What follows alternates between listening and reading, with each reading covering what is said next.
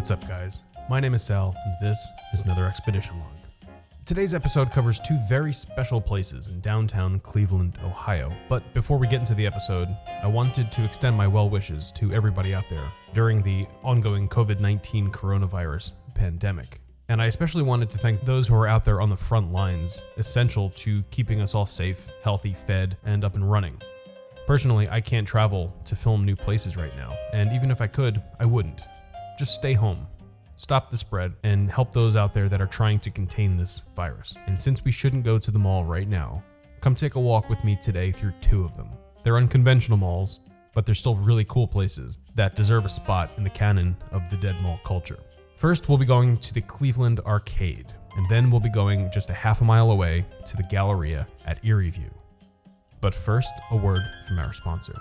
Cleopatra Jones, the gnarliest of the 1970s femme fatales, played by Tamara Dobson, who's up against the villainess called Mommy, played by Academy Award winner Shelley Winters.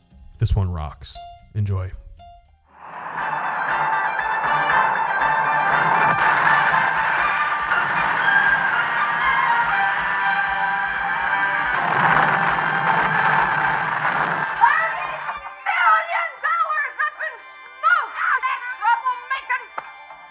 Guess who jumped out of the woodpile?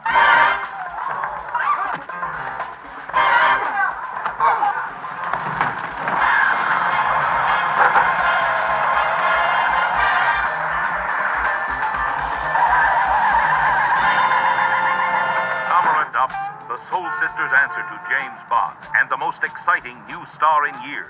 6 feet 2 of dynamite, and it's all stacked. I told you where! And I told you when!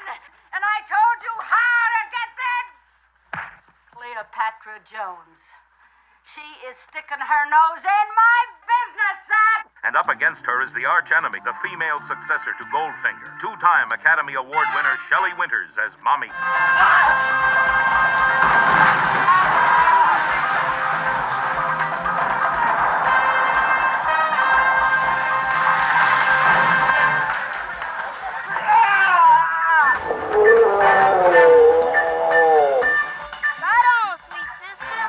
Man, that broad is 10 miles of bad road.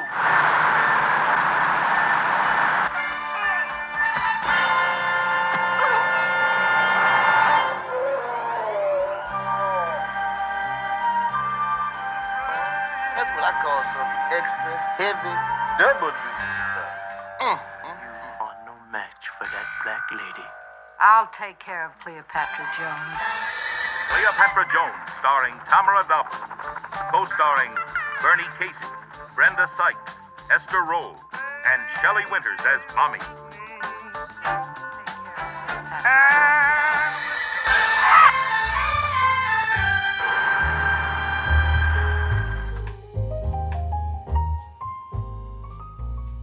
Here we are in the great city of Cleveland, Ohio. Cleveland was founded on July 22nd, 1796 by General Moses Cleveland. Moses was a shareholder in the Connecticut Land Company who purchased this land for $1.2 million in what we now know as northeastern Ohio. Moses was sent by the land company to this area, which was first known as New Connecticut and later as the Western Reserve. Their expedition was halted near Buffalo, New York, when Mohawk and Seneca Indians intercepted and denied their entrance. But Moses and his crew offered the Native Americans gifts valued at around $1,200 when they were allowed to pass. The expedition would be halted a few more times by nearby Indians, but Moses and his crew would offer gifts like beads and whiskey and whatever they really had on them. They landed at the mouth of the Cuyahoga River, with vast plains and incredible forests as far as the eye can see, and with Lake Erie directly to their north. It was a perfect site for a city, and so Cleveland was founded here. Just shy of the city's centennial, in the mid-1880s, preliminary work began on planning a 3-building complex in downtown Cleveland, which would be just the second public building in the city. The site would consist of 2 9-story office buildings facing Euclid and Superior Avenues, joined together by a 5-story iron and glass enclosed arcade, which is a hybrid design between a light court and an enclosed commercial passage with shopping for passers-by. The Cleveland Arcade was designed by architects George Smith and John Eisenman, who modeled the arcade after the Galleria Vittorio Emanuele II in Milan, Italy. The Milanese arcade was named after Victor Emmanuel II, who was the first king of the Kingdom of Italy.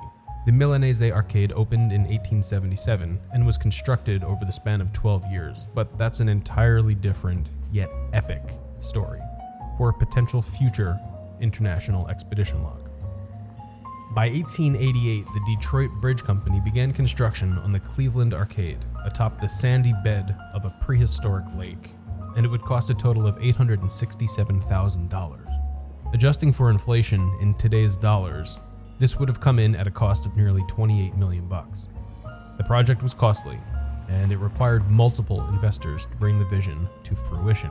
And among these investors were the Severance family, the Hannas, the Charles Brush Fund, and the money of oil tycoon John D. Rockefeller.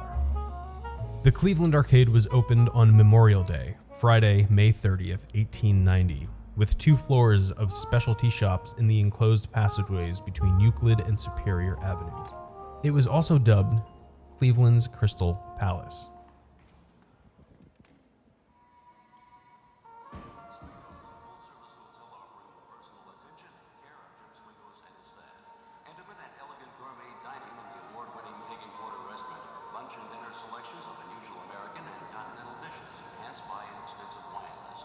Stop at the exciting new lounge, a great meeting place with a pleasant atmosphere, entertainment and dancing from 5 p.m. daily.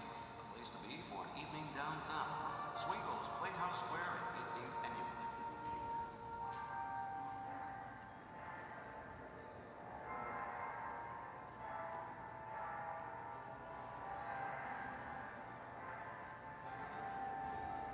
People were even offered the opportunity to buy shares in the arcade from the initial investors, of which several people bought in over the years. The place was booming, and it would thrive for decades. The first renovations occurred in 1939, when the Euclid Avenue entrance was remodeled, along with general upkeep for the fixtures and the atrium. It's actually rumored that during the era of Prohibition, that there was a hidden speakeasy nestled between the arcade and the Euclid Tower. More on that in a bit. The arcade was purchased by Albert A. List and James B. Wolfe in 1945 for an undisclosed amount. My guess is that it was in the $1.4 to $1.8 million range, given the initial $867,000 price, given inflation, and also given that the country was 12 years past the Great Depression, and World War II had just ended, and the country was on the up and up, so life was getting back to some semblance of normalcy. And the property most certainly should have gained some value. The interior of the arcade would shift and change over the years, moving from office spaces and local business firms to shops and market space on the first 2 floors and offices moving to the top floors. It was always in flux. It would be this way for a few decades, but the arcade would begin to show wear and tear into the latter part of the 20th century. On March 20th, 1973, 83 years after the arcade was opened, it was just the 10th building to be placed on the National Register of Historic Places, and 2 years later it was designated a National Historic Landmark on May 15, 1975. But it was also during the late 60s and through the 70s that the Great American Mall expansion began, with new and modern malls opening in droves across the country. Just to name a few malls that opened in Ohio alone during this time, you had Midway Mall in 1966, Chapel Hill in 67, the Canton Center, formerly Mellett Mall, in 68, Mellett Mall's competition, the Belden Village Mall, and the Dayton Mall in 1970, Fort Steuben in 1974, Rolling Acres in 75, the Sandusky Mall in 77, and the Ohio Valley Mall in 78. In 1978, the arcade changed hands for the 3rd time, and it was purchased by Harvey Oppmann, along with various investors, for $2,250,000. 3 years later, on May 1st, 1981, the property was refinanced through the Women's Federal Savings and Loan Association for $3,394,000. But the property was starting to deteriorate. It was structurally impeccable and lauded for being built more like a bridge than a building, with the massive arching support beams and the intricate atrium. But the paint was chipping, there was lots of rust, things were creaky, and it was just looking run down. So they used the proceeds from the new mortgage to renovate the arcade and to install a brand new food court under the grand staircase on the Euclid Avenue side. The addition and renovations were completed by 1983, at which point they held a grand reopening ceremony. Oppmann refinanced the arcade again in 1987 through Crown Life Insurance, with the property now carrying a mortgage of $4.5 million. But it was around this time that things began to fade for the arcade, as the Galleria at Erieview opened just a half-mile away, and it took business and traffic away from the arcade. We'll be visiting the Galleria right after we finish up here, so make sure you stick around for that. But through the 1990s, interest in the arcade diminished, and actual commerce grew dormant.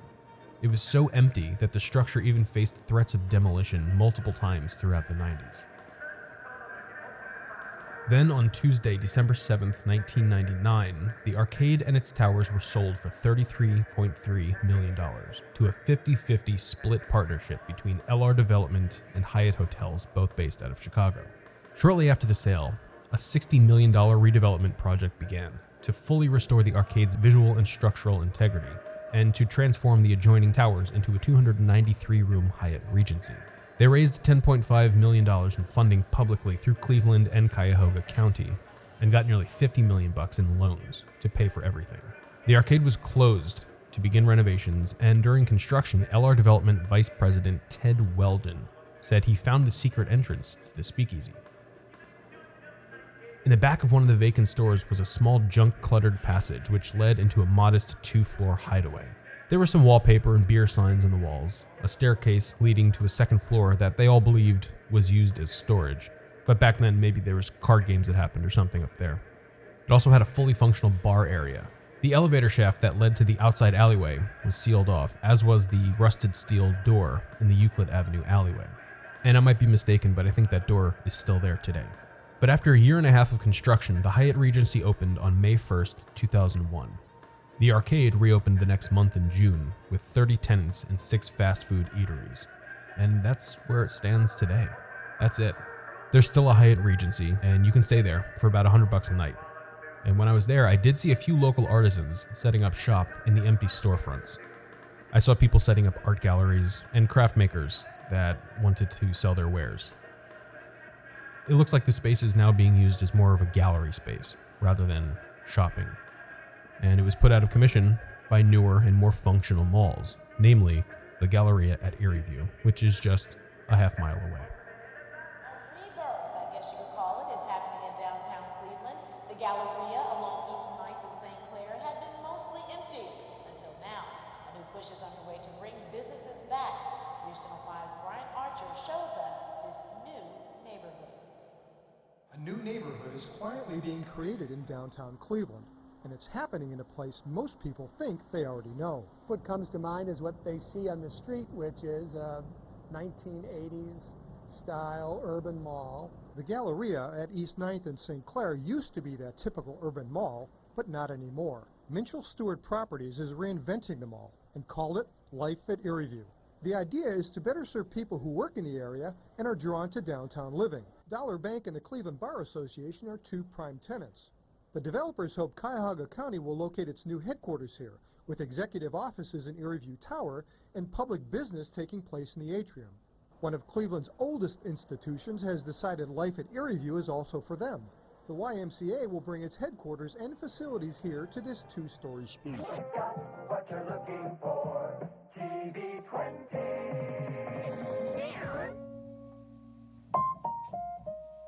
The United States clearly had a massive boom in the construction of shopping malls in the late 1960s through the 70s. Across the entire globe, over 700 malls were opened between 1970 and 1980. The old arcades didn't stand a chance, and they're just simply relics of the past. They serve as an aesthetically pleasing reminder of defunct architectural styles. There's very few classical arcades in the United States. Not too many were built here, but they're a testament to obsolescence. In the early 20th century, these covered passages were essential to life in cities, as downtown regions were where business was done and life was lived. As people moved out to the rural areas and suburbs were created, it was necessary to have malls out there to service the needs of those residents. Arcades and downtown department stores saw a decline in traffic as more malls were built out in the suburbs, but the same thing would happen to those malls because of the overabundance of suburban malls as they began competing for the same shoppers. Because these malls were popping up so quickly, existing within just a short car ride from each other, sometimes 5-10 minutes. And when there's competition, there's winners and losers.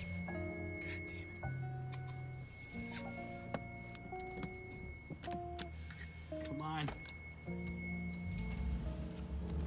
Some of these malls won the affection of local shoppers, and some of the malls didn't. The malls that lost would eventually die over the years, as rent went unpaid and tenants left, and the facilities went unmaintained. People just didn't want to go to the rundown mall. They wanted to go to the place that had more amenities and more upscale offerings. Online shopping took hold as an enticing way to avoid driving to that rundown mall further down the road. And online retailers seized the opportunity to capitalize on the hole that was left in the market because of the graveyard of all the dead malls. Concordantly, just a half mile away from the Cleveland Arcade is a very similar structure that was built about 100 years after it was. It too has an arching atrium. It has 2 floors of shopping, and it also has a long corridor connecting 2 streets. The modernized approach to an antiquated classical arcade. So now in our first double-header expedition log, and with no further ado, come take a walk with me through the Galleria at Erieview.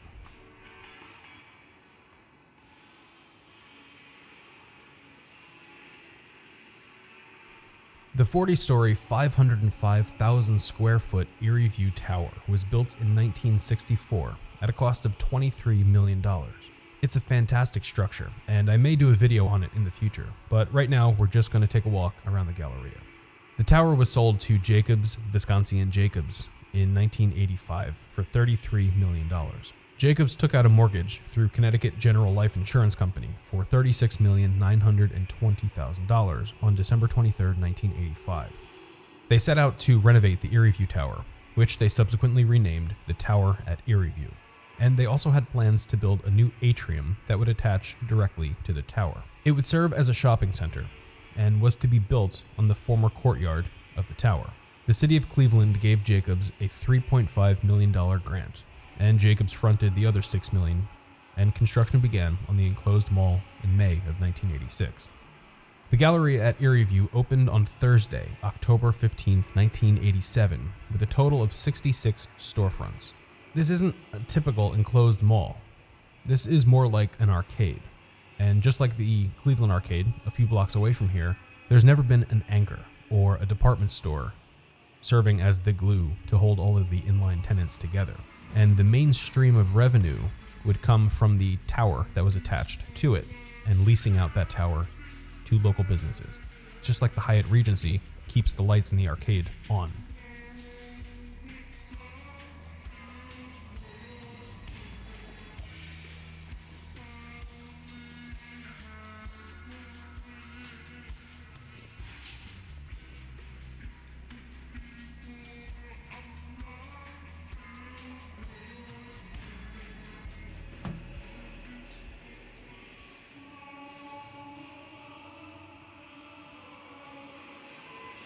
The Galleria was the first main shopping destination for the downtown Cleveland area since the 1920s, and through the 1990s, people loved to visit it.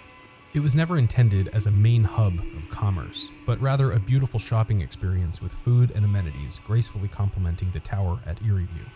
Professionals working in the tower were intended to be the main demographic for the Galleria. They would usually spend their lunch breaks there and occasionally do some light shopping. Connecticut General Life Insurance Company reclaimed the property in 2001 for $40 million under foreclosure. By June 2002, Coldwell banker Richard Ellis, the CBRE Group, was hired to sell the property on behalf of Connecticut General. The property took over a year to sell, and on January 6, 2003, an investment group led by Werner Minshall of Minshall Stewart Properties, based out of Bethesda, Maryland, purchased the Galleria and tower for $30 million. Shortly after acquiring the property, Minshall signed an exclusive agreement with the real estate brokerage firm Breen & Company to find tenants for the office tower. They did just that and began signing law firms and other businesses for the towers, in exchange for a small stake in the towers and Galleria, along with a commission for each signed lease.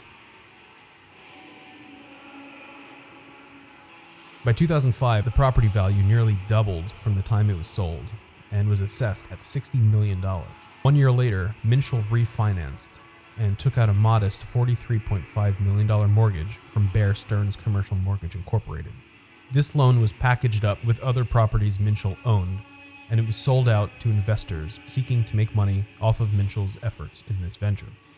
But unfortunately, the loan went bad after several insufficient payments, and the banks descended upon Minshall and his group. A lot of you probably have a few questions so far, given how this place looks in this video.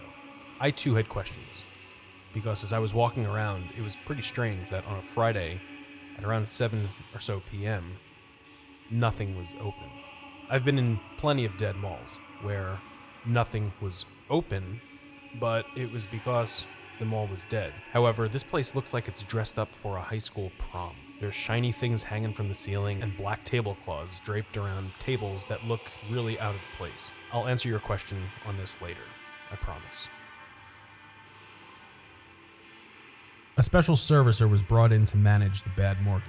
Irving, Texas-based C3 Asset Servicing, LLC, in 2008 came to oversee, and in July of the same year, Minshall ended the agreement with Breen and Company in a lawsuit that describes, quote, changes in the relationship, close quote, between the two entities.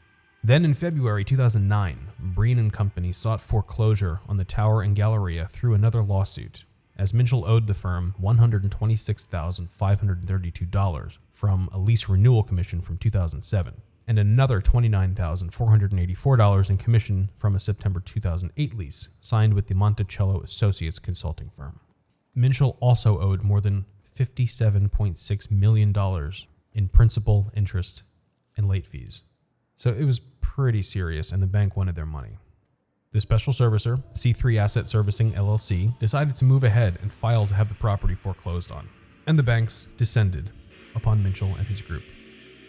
Minshall filed motion after motion to delay the process and tried to buy as much time as he could. The assessed value had fallen to $29 million by July of 2012, and the note on the property had defaulted. In a last-ditch effort, Minshall struck a deal with Philadelphia-based RAIT Financial Trust, RAIT, to save the property. RAIT purchased the $43.5 million mortgage for an undisclosed amount, but they did state that their price was heavily discounted. In June 2017, RAIT sought placement for the tower on the National Register of Historic Places. Upon initial review, it was unclear whether the 1960s tower would make it into the National Register, mainly because of all the modifications it received over the years, and the fact that it lost the original Cleveland Trust Company bank branch in the lower lobby. Also, because it had a mall attached directly to it that was built in 1987. Buildings looking to gain entrance to the National Register must be at least 50 years old, and since the Galleria attached directly to it was only 30 years old at the time, the outcome looked rather grim, and it was up in the air. There's many protective features to being on the National Register, including some really attractive tax incentives, so it was in RAIT's best interest for this to happen. But they grew impatient, and RAIT put the property up for sale in August of 2017 after multiple failed attempts to redevelop the property and towers into apartment space. Having spent 1 month on the auction block, the tower at Erieview was actually approved for the National Register on September 25th, 2017. 1 year later, on August 1st, 2018, the tower and Galleria were sold for $17.7 million to a group of investors led by James Kassouf. Mr. Kassouf operates numerous Cleveland parking lots, among other real estate ventures in the area. The plans they announced include converting 12 vacant office floors into 220 luxury apartment units, renovating the tower lobby, updating the existing tenant suites, elevators, and other mechanical features, converting the long-shuttered Stouffer's cafeteria in the Galleria into 90 additional parking spaces, and also creating 100 spaces of valet parking for tenants and residents. Last year, in 2019, it was announced that Cleveland would be adding another historic district to the city, which would be called the Erieview Historic District. They actually tried to do this some time ago, and they only got to Phase 1. Phase 1 included the tower at Erieview. Phase 2 would have built out a few blocks more of this, but they never got around to it. The tower and Galleria at Erieview would be included as protected buildings in this new historic district, and the area would be built out like it would have been in Phase 2, and the existing buildings would be renovated with the historic architecture preserved and restored. But the Galleria sits mostly vacant, living only as long as the tower can sustain it. The night I was filming here, I wasn't sure why all the storefronts were closed. I didn't know if they were just closed for the day or indefinitely shuttered, but I did stop into a bodega, or one of the convenience stores, inside the mall, and I spoke with the owners, the guys behind the counter. They told me that there was a private party being hosted at the mall, and that all the stores just closed early for the day. I was there at around 7 p.m., and they said the stores closed at 5. So this isn't really a fully accurate representation of the mall's occupancy, but I might even be wrong about that. I don't know at this point what the occupancy of the mall is because I filmed this in 2018. So if you're in the Cleveland area, and if you have a chance to stop by, hit me up in the comments below and let me know what this place is like now. Let me know if the occupancy has gotten better or if it's gotten worse. And if you want to chat about it more in depth, hit me up in the Discord. The link in the description below.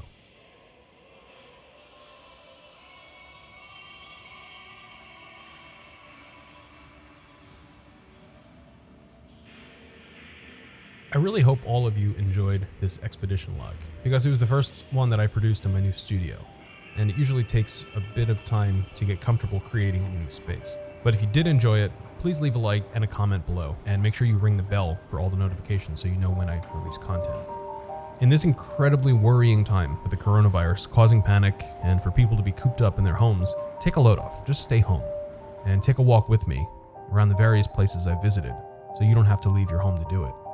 This is the 53rd episode of my series, and if you haven't seen the other 52, make sure to go through the series to catch up. Even if you have seen them, pop them on in the background. Give them a pop. The music's always fantastic, and you might catch a fact or two, or a sound or two that you missed in the first time. I'll be working extra diligently now that I'm fully moved into the new home and studio, and you can expect more frequent uploads, so stick around with me. Make sure to follow me on Twitter, Instagram, and Facebook if that's your thing, and to join the Dead Malls of Discord server for a live 24/7 chat and frequent DMod family voice chats. Everyone is invited to that. I'd also like to give a special shout out and thanks to all of my patrons, and while I'm not out on expedition right now, since Maryland residents were ordered to stay at home, I am producing and editing my massive backlog, so I'm keeping busy for you all, planning for the future, and getting ready for what's next in the series. All of your support helps tremendously, so thanks. Stay tuned for ExLog 54, which is coming very soon, and thanks again everybody. Take care and have a fantastic day.